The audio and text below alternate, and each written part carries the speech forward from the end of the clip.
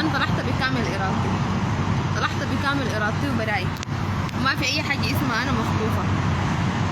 طلعت جزء يتقدم بيتنا وحسيت انه هو الانسان المناسب عشان يكون شريك حياتي واكمل معاه حياتي، واهلي رفضوا.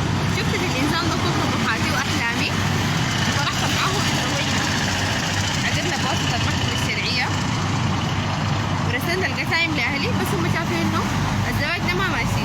بحب اقول لكل زول شايف انه زواج البكر من غير ولي امرها لا يجوز او غير صحيح، بحب اقول له احنا كمسلمين عندنا 4 مذاهب متفق عليها، ومن ضمن المذاهب دي مذهب ابو حنفي. بناء على مذهب ابو حنفي وان الزواج ده ماشي استنادا على حديث رسول الله صلى الله عليه وسلم: الايم احق بنفسها من وليها، وكما قال تعالى: فلا جناح عليكم فيما فعلن بانفسهم بالمعروف.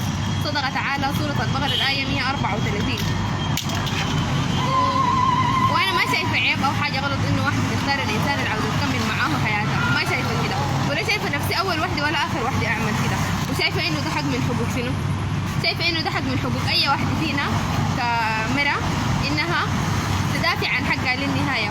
وبناشد انا كمان الشعب السوداني، وبناشد كل مرأة سودانية بصفتي امينة مرأة انه اي واحده ما تتنازل من حقوقها، ومن حقك تختاري شريك حياتك، من حقك تختاري اي حاجه بتخصك.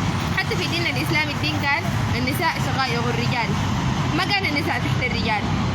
شقائقهم في شنو؟ نفس الحقوق اللي لهم لنا، هم يختاروا شركاء حياتهم ونحن نختار كمان شريك حياتنا. ده شيء كفر لنا الدين الاسلامي وكفر لنا كمان المجتمع الانساني.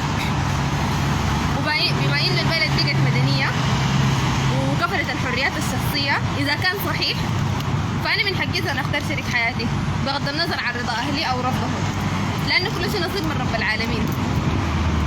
وشكرا. وأنا ما بخطوبة، بحب أعيد وأكرر.